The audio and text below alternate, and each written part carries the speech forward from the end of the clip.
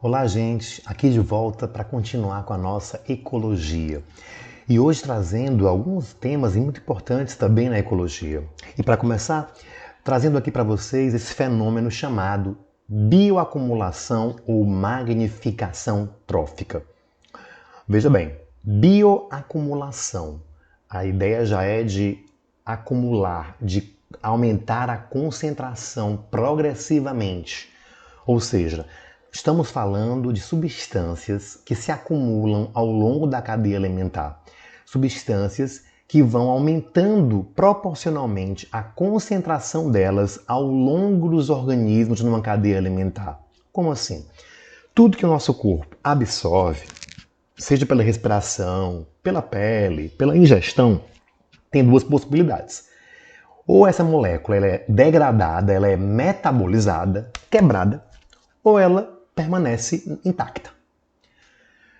No geral, essas moléculas um dia vão sair, vão ser eliminadas pela urina, pelas fezes, pelo suor, pela respiração.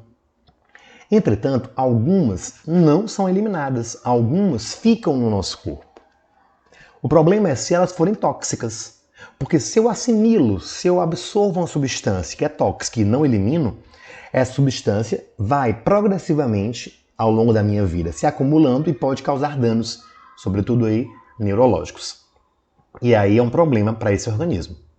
Portanto, nós estamos falando aqui de um fenômeno em que algumas moléculas, ao serem absorvidas pelo organismo, elas não serão eliminadas. Elas ficarão retidas naquele corpo, certo? E vão causar possíveis danos para esse organismo. O pior, o organismo que vem na sequência da cadeia alimentar e vai se alimentar de mim, tá? Ele vai comer grandes quantidades dessa substância, desse poluente não biodegradável. O exemplo que está aqui posto é o do mercúrio.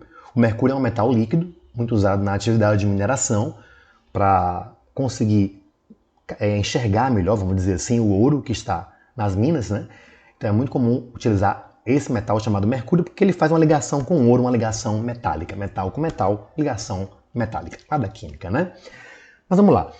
Esse mercúrio, gente, se ele é absorvido por um peixinho lá no começo da cadeia, o peixinho pequenininho vai absorver uma pequena quantidade.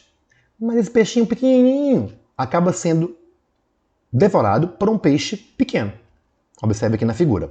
Esse peixe pequeno, ao longo da vida dele, ele vai assimilando o mercúrio, vai acumulando mercúrio no corpo dele, porque ele come peixes pequenininhos. Aqui está representando duas bolinhas amarelas, né? Duas bolinhas amarelas, observe aqui nesse peixe pequeno. O peixe médio, observe que ele já tem no corpo dele 4 bolinhas amarelas. Ou seja, já aumentou a quantidade de mercúrio acumulado no corpo. Ora, e esse peixinho médio, esse peixe médio, ele vai servir de alimento para um peixe maior. O peixe maior vai comer vários peixes médios e vai acumular, assim, quantidades progressivamente maiores de mercúrio em seu organismo, podendo ter problemas neurológicos advindos disso aí. Então, observe que nós estamos falando do quê? Se um poluente não biodegradável, quer dizer o quê? Um poluente que entra no meu corpo não degrada, não metaboliza, não quebra e não elimina. Se ele é poluente, ele é tóxico, né? Porque, por exemplo, fibra alimentar. Fibra alimentar não é digerida, não é quebrada. Passa direto, sai nas fezes. Nenhum problema. Ela é eliminada nas fezes na íntegra. Água, vitaminas também não são quebradas, mas o nosso corpo utiliza. Isso não é tóxico, pelo menos não em quantidades normais. Se eu tenho, então, o mercúrio, que é tóxico, para o sistema nervoso, sobretudo, ele entra e não sai. Além disso, ele é tóxico. Além disso, ele vai comprometer funções do meu corpo. Funções, por exemplo, neurológicas. E aí eu tenho esse fenômeno chamado bioacumulação ou magnificação trófica. Isso é preocupante porque cada vez que um nível trófico vai para o outro, cada vez que aumenta o nível trófico, aumenta a quantidade daquela substância, daquela molécula não biodegradável. Perceba que o ser humano, nós estamos comumente em posições mais elevadas da cadeia. Ao comer um peixe marinho, por exemplo, e você se achando saudável, peixe é mais saudável, tem ômega 3, tal, é uma carne mais saudável, você pode, por exemplo, estar ingerindo quantidade sem saber de algum poluente, tá? porque naquele local onde o peixe foi pescado, estava nesse processo de bioacumulação ou magnificação trófica. Um outro exemplo, nós temos aqui com o DDT. O DDT que é proibido, é um agrotóxico, proibido, mas que proibido não quer dizer muita coisa aqui no Brasil, né? Então deve ter muita gente usando isso aí. E esse agrotóxico tem esse mesmo efeito. Observe no exemplo que no fitoplâncton a quantidade dele é 0,000003 ppm, partes por milhão, bem pequeno. Fitoplâncton são as algas, aquelas algas microscópicas, aquelas algas que a gente não enxerga, que são as grandes responsáveis pela produção do nosso oxigênio. De repente, no zooplâncton, que são os animais microscópicos, existe animal que você não enxerga, mas está lá, pluricelular, formado por várias células, mas são animais. Tem até no Bob Esponja, né? Esse zooplâncton ele vai se alimentar do fitoplâncton e ele vai acumular quantidades bem maiores do DDT, 0,04 ppm. Observe aí no exemplo ainda que os peixes pequenos, ao se alimentarem dos animais microscópicos, vão acumular no seu corpo 0,5 ppm.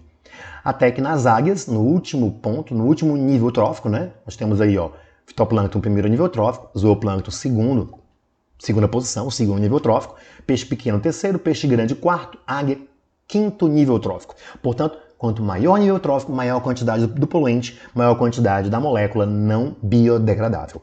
E isso nos faz pensar porque nós comumente estamos lá em cima na cadeia alimentar, lá no topo, tá? Bem perigoso esse processo. Agora, para representar uma cadeia alimentar, eu vou trazer aqui para vocês outras formas de representar. Uma outra forma que nós não tínhamos visto é a pirâmide. As pirâmides são desenhos, são gráficos, que podem representar uma cadeia alimentar em seus vários aspectos. Trazendo aqui o primeiro tipo de pirâmide, é a pirâmide de energia. A pirâmide de energia, como o nome está dizendo, está representando a energia da cadeia alimentar. E essa pirâmide é muito fácil, porque ela vai ser sempre assim.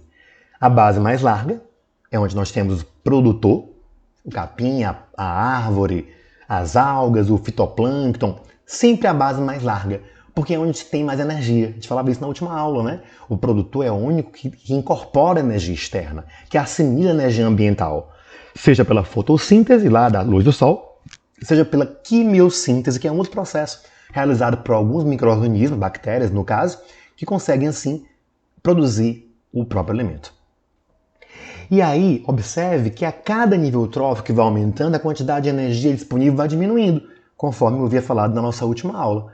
Aumentou o nível trófico, a energia vai diminuindo, vai reduzindo, ok? Existe ainda a pirâmide de número. A pirâmide de número é uma outra forma de representar a cadeia alimentar, onde nós vamos aí, como o nome está dizendo, representar o número de indivíduos na cadeia. Por exemplo, vamos pegar esse exemplo da direita. Árvore, lagarta, pássaro. Obviamente que as lagartas comem árvores, né? Comem as folhas das árvores. Mas pense comigo. Para comer todas as folhas de uma árvore, nós vamos precisar de uma lagarta ou várias lagartas? Claro que para ingerir todas as folhas de uma árvore, nós vamos precisar de várias lagartas. No caso aqui, 2 árvores vão alimentar 200 lagartas. Então eu tenho um número bem maior de lagarta que de árvore. Por isso que aqui nós já não temos uma pirâmide tradicional. Nós temos no patamar lagarta um patamar bem mais largo, não é isso? Bem mais largo que o patamar árvore. Agora, na relação pássaros-lagartas, quantos pássaros serão necessários para comer essas 200 lagartas? Claro que um pássaro come mais de uma lagarta. Então, 20 pássaros serão suficientes para devorar as 200 lagartas. Com isso, eu tenho uma pirâmide que representa o número de indivíduos. Outros exemplos aqui, Aqui um tradicional, né? Gafanhoto comendo a planta e as aves comendo os gafanhotos.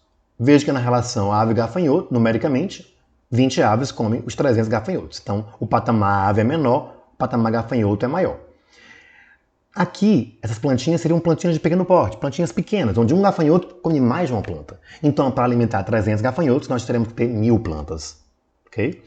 Do lado direito, na relação árvore, macaco, piolho, observe. Vamos lá. Um macaco se alimenta de frutas de uma árvore. Mas será que todos os frutos de uma árvore vão alimentar só um macaco? Não. alimentaram vários macacos. Então observe que macaco é maior que árvore. Por quê? Porque os frutos de uma árvore alimentarão vários macacos. Agora, aqueles macacos, vamos pensar assim, um macaco vai alimentar um piolho ou vários piolhos? Um macaco vai alimentar vários piolhos. Então piolho é maior, macaco é menor. Por isso o patamar de piolho, o extrato que representa o piolho, é maior que o extrato que representa o macaco. Porque na relação macaco-piolho, eu tenho muitos piolhos para um macaco. Na relação macaco-árvore, eu tenho vários macacos para uma árvore. Por isso, macaco maior, árvore menor. Tá? Um outro exemplo lá embaixo. Árvore, pulgão, protozoário. Árvore, aquela planta de grande porte. Pulgão é um inseto que suga a seiva da árvore.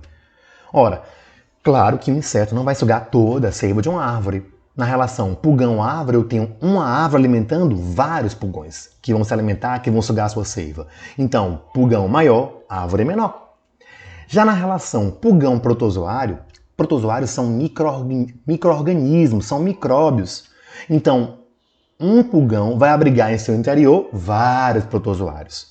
Por isso, o número de protozoários é bem maior que o número de pulgões. Tá? Para finalizar, a pirâmide de biomassa. Essa vai representar a biomassa dos indivíduos, tá? A massa viva daqueles indivíduos. Então, por exemplo, 1 tonelada de gado ao longo de um período do ano, ao longo da sua vida, né? De uma parte do tempo da sua vida, vai comer 10 toneladas de soja.